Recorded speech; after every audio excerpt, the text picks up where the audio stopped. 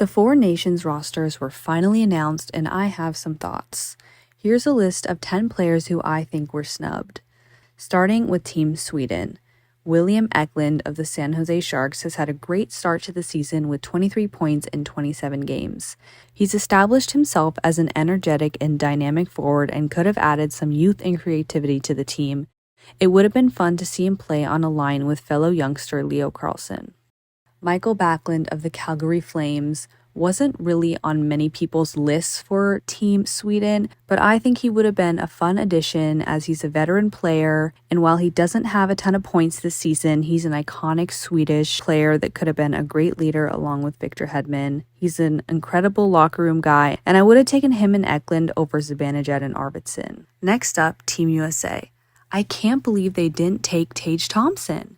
He's a proven offensive talent and has 20 points in 20 games so far this season. He's such an exciting player to watch, and I can't believe they didn't choose him. Brock Besser too. Besser missed a bunch of games after being hit in the head by Jeannot, but man is he an offensive machine. Especially in the playoffs last season, he was putting up goal after goal for the Canucks. It would have been super fun to see him on the US team. Matthew Knies of the Toronto Maple Leafs. Matthew Knies has emerged as a well-rounded forward. He can play a tough game in front of the net, make creative plays, and keep up with players like Matthews and Marner. One of his biggest assets is his consistency. He shows up every single night and always gives a great effort. Not only is he agile for his large size, but he can also play the physical side of the game too. He's got 51 hits on the season, and he isn't afraid to take a stance on the ice. In my opinion, any of these three players are better selections than Kreider or Trocheck. Kreider's only got 10 points in 21 games, Trocheck's only got 12 points in 24 games, and they've both had kind of shaky starts. Everyone else on Team USA has a good reason to be there. Even though I'm not a fan of the Tkachuks, there's still an argument to be made on the physicality side of things. But for Kreider and Trocheck, I just don't see it as much.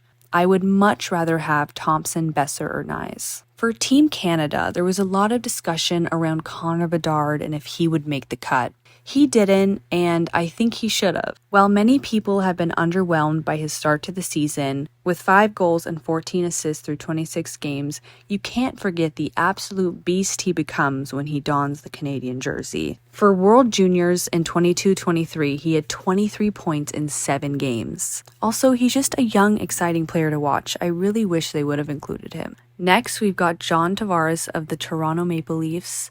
He may be getting older and he may not be the captain anymore, but he is absolutely thriving this year. He has 22 points in 24 games and is a +7. He has demonstrated so much energy and creativity so far this season, probably thanks to the amulet, or more realistically, not having the pressure of being the captain anymore, and it would have been so much fun to watch him on Team Canada. Next up, we've got Logan Thompson of the Washington Capitals. He was a lot of people's picks for a goaltender for Team Canada. Not only would it have been fun to see him reunited with his former buddy Adin Hill, but he's been great to start the season. In 13 games, he has 10 wins, 2.52 goals against average, and a save percentage of .913. His performance has gone under the radar, and he probably could have taken the place of Binnington or even Montembeault. His steadiness in the net has led his team to be second in the league right now. Okay, Tyler Bertuzzi. While he doesn't have the most points so far this season, he's got 5 goals and 5 assists through 26 games.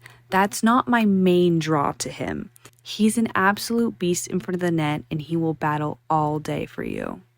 It seems Sam Bennett got that role on the team, as he's also known as that kind of net front player. But Sam Bennett is more of a liability in terms of penalties. He's more likely to take a bad penalty or lay a dirty hit, which is a huge issue, especially when you're looking at such a short tournament. Perfecting your game down to the small details like penalties is extremely important. You can't afford to make careless mistakes. Bennett has 28 penalty minutes so far this season and had 100 last season. Bertuzzi only has 6 so far this season and had 53 last season, which was his career high. It's usually much lower. And even though Bennett might put up more points than Bertuzzi, hey, that's what Crosby, McKinnon, McDavid, and Marner are for. So I'd take Bertuzzi over Bennett any day. Lastly, we have Tyler Toffoli of the San Jose Sharks. I would have loved to see Toffoli on Team Canada. I know there are only so many slots and a lot of guys are deserving, but Toffoli is a seasoned veteran who can play with anyone. He has proved this with all the teams he's played with in such a short amount of time. Kings, Canucks, Canadiens, Flames, Devils, Jets, and Sharks. He's got 18 points in 28 games, and maybe I'm just a big Toffoli fan, but he'd be a great locker room guy, and I think he would have played well with any guy on the team.